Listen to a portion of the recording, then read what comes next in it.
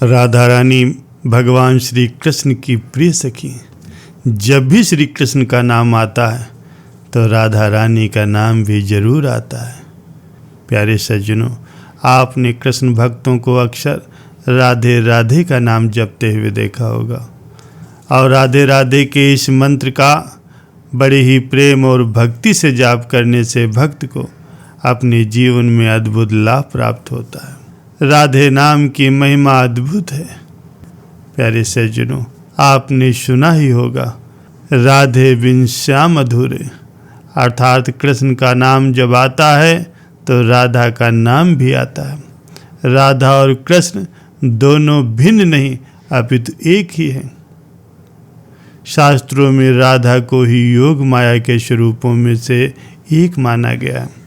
भगवान की योग माया शक्ति के कारण ही भगवान के संसार के कार्य पूर्ण होते हैं। प्यारे सज्जनों, राधा जी भगवान श्री कृष्ण की आराधना करती हैं और भगवान श्री कृष्ण जी राधा की आराधना करते हैं। श्री राधा जी और भगवान श्री कृष्ण वे दोनों ही परस्पर एक दूसरे के आराध्य हैं। संतों का कथन है कि दोनों में सभी दृष्टियों से पूर्णतः समानता है। अगर आप प्रेम भक्ति और समर्पण से राधे राधे कहते हैं या कृष्ण कृष्ण कहते हैं तो दोनों एक ही हैं। प्यारे सज्जनों, वृंदावन में श्यामानंद जी नाम के एक बहुत ही बड़े संत हुए जो रसिक मुरारी जी के भी गुरुदेव थे। वे नित्य ही सेवा कुंज में जहाँ जहाँ उनकी प्रियतम राधा रानी जी विहार करती थी वहाँ झाड़ू लगाया करते थे। वो झाड़ू लगाते समय बड़े गौर से एक एक पत्ते एक एक लता के नीचे देखते थे कि कहीं कोई चरण चिन्ह तो नहीं। कभी कभी उनको अपने प्रियलाल के चरण चिन्हों के दर्शन हो जाते थे तो वे बड़े ही भक्ति भाव में मगन हो जाते थे। राधा और कृष्ण के चरणों में जो चिन्ह हैं उन्हें वे देखकर पहचान लेते थे कि ये उनके ही चरण चिन्ह हैं। एक दिन इनको सेवा कुंज में झाड़ू की सेवा करते हुए देख श्री राधा रानी को इन्हें दर्शन देने की इच्छा हुई, लेकिन जब तक किसी सखी या सहचरी की कृपा न हो तब तक श्री राधा रानी किसी को दर्शन नहीं देती। इसलिए इच्छा होने पर भी श्री राधा रानी उन्हें सीधे दर्शन देने नहीं आती। एक दिन श्री राधा रानी ने जानबूझकर अपने एक श्री चरण का नुपुर सेवा कुंज में ही छोड़ दिया। प्रातःकाल श्री श्यामानंद जी जब झाड़ू लगाने आए तो झाड़ू लगाते समय उन्होंने देखा एक बड़ा ही कीमती अद्भुत नुपुर वहाँ पर पड़ा था। उसे देखकर उन्हें बड़ा आनंद मिला। उन्होंने विचार किया ये किसी नवविवाहिता वधू का होगा और सोचा कि अगर वो ढूंढने आएगी तो उसे वापस कर देंगे। ऐसा सोच करके उन्होंने उस नुपुर को अपनी पगड़ी में बांध लिया और वापस झाड़ू लगाने लगे। श्री राधा रानी ने श्री ललिता जी से कहा कि हमारी ये आभूषण संभाल करके रखो। श्री ललिता जी ने कहा, प्यारी, आपके एक श्री चरण का नुपुर तो उसमें है ही नहीं। श्री राधा रानी ने जानबूझकर उसे गिराया था, इसलिए श्यामानंद जी पर किसी सखी की कृपा होना बाकी था। इसलिए श्री राधा रानी ने ललिता जी से कहा, जाओ देखो सेवा कुंज में किसी लता के नीचे तो नहीं गिर गया। ललिता जी ने खोज प्रारंभ की। श्री श्यामानंद जी उस समय झाड़ू लगा रहे थे और राधे राधे नाम का जप कर रहे थे। ललिता जी ने विचार किया कि मैं अपने स्वरूप में जाकर के अगर इनसे नुपुर मांगूंगी तो अच्छा नहीं रहेगा। इसलिए वो साधारण वेश में गई और कहने लगी कि बाबा, यहाँ झाड़ू लगाते हुए आपको कोई नुपुर तो नहीं मिला? यदि मिला है तो मुझे दे दीजिए। ललिता जी उस समय साधारण वेश में थी। उन्हें देखकर श्यामानंद जी बोले, वो नुपुर तुम्हारा तो हो नहीं सकता। ललिता जी ने कहा, मेरा नहीं है लेकिन मेरी बहू का है, लाओ मुझे दे दो। बाबा बोले, नहीं नहीं, मैं ऐसे तुम्हें नुपुर नहीं दे सकता। यदि ये नुपुर तुम्हारी बहू का है तो पहले दूसरा नुपुर ला करके दिखाओ। अगर वैसा ही हुआ तभी मैं तुम्हें दूंगा, अगर नहीं दिखाया तो नहीं दूंगा। बाबा को अंदर ही अंदर बड़ा आनंद हो रहा था कि इस नुपुर में तो कुछ जरूर विशेष है, क्योंकि इसकी खोजबीन हो रही है। उन्हें ललिता से बात करके अपार आनंद भी मिल रहा था। वो समझ गए कि ये कोई साधारण व्यक्तित्व तो नहीं है, ये कोई दिव्य शक्ति है जो अपने भेष को छुपाए हुए हैं। ललिता जी बोली, अरे बाबा मुझे ही दे दो। बाबा मना करने लगे, नहीं नहीं, मैं आपको नहीं दे सकता। अगर मैं आपको दे दूंगा तो थोड़ी देर के बाद जिस बहू या बेटी का ये नुपुर गिरा वो आकर मुझसे बोलेगी कि ये मेरा नुपुर था, तो मैं तुम्हें कहाँ से खोजूंगा। मैं तभी ये तुम्हें नुपुर दूंगा जब दूसरे चरण का नुपुर ला करके दिखाओगी। ललिता जी ने बहुत हट किया, लेकिन बाबा ने उन्हें नुपुर नहीं दिया। ललिता जी ने जाकर के राधा रानी से बात की तो राधा रानी ने कहा, सखी अब तो मुझे ही जाना होगा, क्योंकि ये बाबा तो बहुत जिद्दी, और देखो ये मेरे कुंज में झाड़ू की सेवा भी करते हैं, इसलिए चलो इन्हें निहाल करते हैं। श्री राधा रानी अपने भक्त को दर्शन देने के लिए उतावली हो रही थी। उन्होंने स्वयं दर्शन देने का विधान बनाया। श्री राधा रानी और ललिता जी श्यामानंद जी के पास गए। ललिता जी ने बाबा से कहा, इनके चरणों की तरफ देखो, वो ही नुपुर है ना, ऐसा ही नुपुर तुम्हारे पास है ना। बाबा ने नुपुर देखा और कहा, हाँ वही है।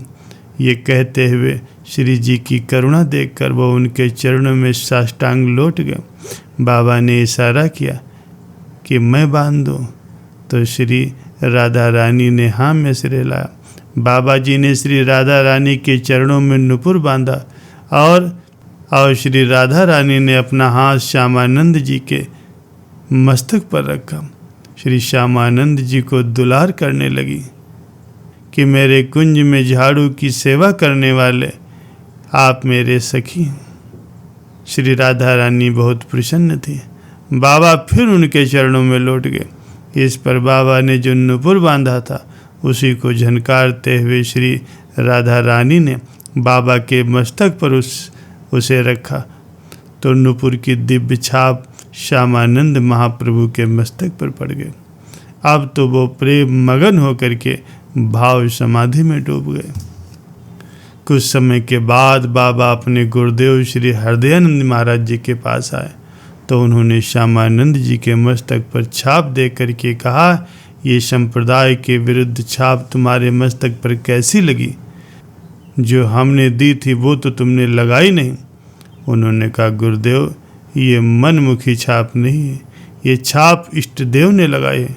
हृदयानंद जी ने सोचा कि ये तो कोई बहाना बना रहा है, और उन्हें डांट करके कहा, इसे शीघ्र ही धो डालो। श्यामानंद जी ने आज्ञा मानते हुए उसे बहुत धोया, रगड़ रगड़ के साफ किया, पर श्री राधा रानी की लगाई हुई छाप भला कैसे छूट सकती थी।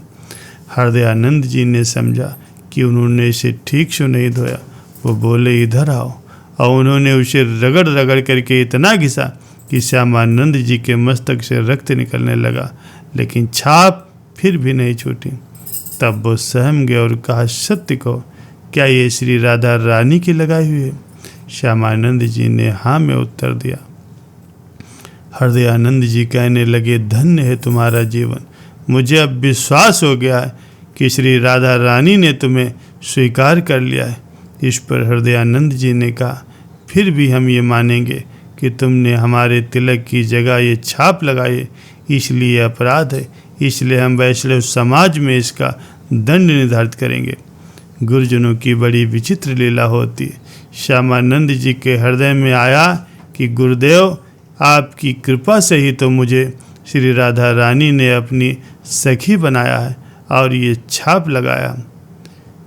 श्री राधा रानी ने अपने नुपुर की छाप दे करके मुझे अपना सेवक स्वीकार किया है। श्यामानंद जी का दंड निर्धारित करने के लिए वैष्णव समाज की एक सभा बुलाई गई। तभी श्री कृष्ण की सखा सबल प्रकट हुए और उन्होंने पूरी वैष्णव मंडली के बीच में आकर के कहा, मैं साक्षी हूँ कि इन्होंने अपने आप से ये छाप नहीं लगाई। स्वयं श्री राधा रानी ने प्रकट होकर की छाप लगाई है। सुबल इतना बोल करके पास के ही एक वृक्ष में समा गए। तत्काल ही दिव्य वाणी हुई, हृदयानंद जी अब तो विश्वास कर लो कि तुम्हारा शिष्य वहाँ पहुँच चुका है जहाँ तुम्हारी भी पहुँच नहीं है। वो श्री राधा रानी की निज सेवा में मिल चुका है। अब हृदयानंद जी सहम गए और सही बात मान गए, लेकिन अब उनका हृदय जलने लगा। उनसे अपने शिष्य के प्रति गलती हो गई। वैष्णव जनों ने कहा, देखो हृदयानंद जी, आपने हम सबको श्यामानंद जी को दंड देने के लिए एकत्रित किया था, लेकिन आज हम आपके ऊपर दंड लगा रहे हैं क्योंकि आपने बहुत गलत किया। आपने शिष्य के माथे को इतना रगड़ा कि मस्तक से रक्त निकलने लगा और वो कहने लगे कि ये छाप श्री राधा रानी ने लगाई है, फिर भी आप इसे नहीं माने। इसलिए तमाम वृक्षों से सुबल सखा को प्रकट होकर के गवाही देनी पड़ी और अब दिव्य वाणी भी हुई, इसलिए हम आपको क्षमा नहीं करेंगे और इसके प्रायश्चित के लिए आप 12 दिनों तक संतों का भंडारा करवाएं और अखंड कीर्तन और भगवत चर्चा करवाएं। यही आपका दंड है। उस दिन से ही हृदयानंद जी के यहाँ दंड उत्सव मनाए जाने की प्रथा शुरू हुई। श्यामानंद जी तत्काल समस्त वैष्णव जमों के समक्ष खड़े हुए और हाथ जोड़ करके कहने लगे कि गुरुदेव को जो दंड दिया गया है उसे मैं स्वीकार करता हूँ। आज से दंड उत्सव मैं करूँगा। ये मेरा अहोभाग्य है और शायद गुरुदेव यही करवाना चाहते थे, इसीलिए उन्होंने ये लीला की। इससे हम सब ये देख सकते हैं कि शिष्य में भी अपने गुरु के प्रति कभी दोष नहीं आया। वहाँ उपस्थित वैष्णव जनों ने कहा, धन्य हो तुम श्यामानंद जी, धन्य है तुम्हारी गुरु भक्ति। ये कह करके संतों ने श्यामानंद जी को शुक्र दे दी। श्यामानंद जी ने बड़े ही उत्साह से 12 दिनों तक उत्सव मनाया। यद्यप वो दंड एक बार के लिए था, पर उसे प्रतिवर्ष मनाया जाने लगा। प्यारे सज्जनों, ये होती है राधे नाम की अद्भुत महिमा। राधा नाम का जप करने से भगवान की विशेष कृपा प्राप्त होती है और भक्त में प्रेम पैदा होता है, भक्ति में उन्नति होती है और भक्त अपने जीवन के चरम सुख को प्राप्त करता है।